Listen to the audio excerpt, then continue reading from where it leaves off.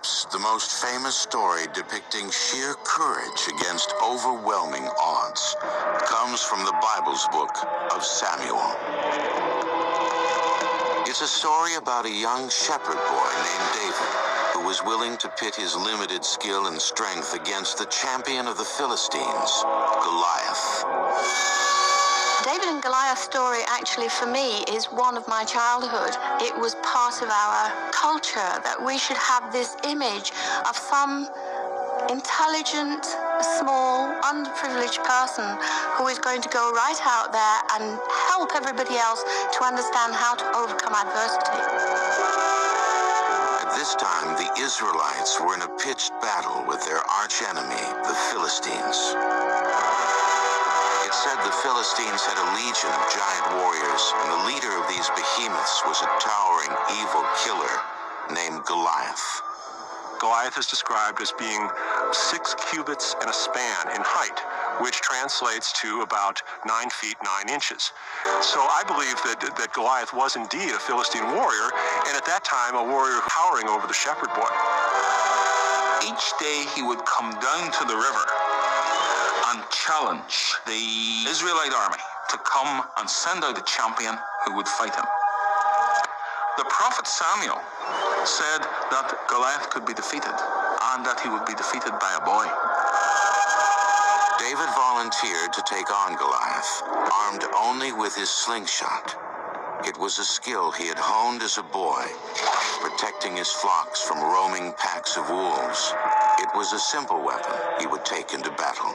The giant, in an arrogant moment, says, "Why have you sent this shepherd boy? I will eat him alive, and I will throw his carcass to the sheep."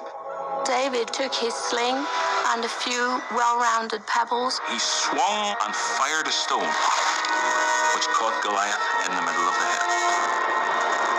It was enough to kill Goliath. In a final act of defiant victory, David placed his foot on Goliath's lifeless body and cut off his head. The victory so shocked the Philistines that they fled in disbelief that a mere shepherd boy could wield such a blow. It serves to demonstrate the victory of the children of God over the forces of paganism, and the forces of paganism embodied in a massive man, Goliath. The story also illustrates how the image of a giant can be used as a moral lesson to show how the meek can defeat seemingly insurmountable odds. We have here a story for people to gain courage from those, even though you might look the weakest, is to use your intellect, to use your courage, and to use a sense of pride to go forward and to take it on.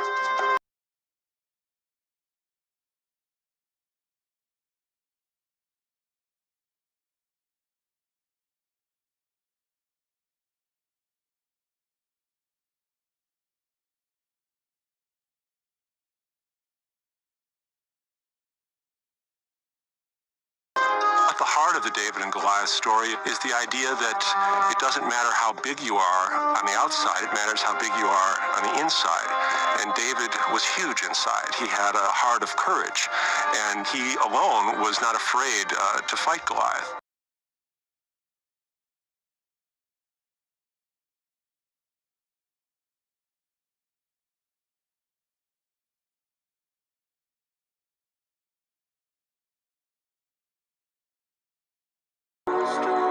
Giant stories are plentiful in the Bible, and many times giants are seen as heroes, as in the case of St. Christopher, who once helped the Christ child cross a river.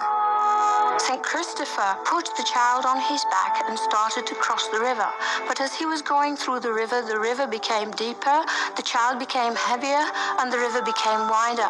Then, as all of these tribulations started to take part, he then decided, I can't allow a child to fall.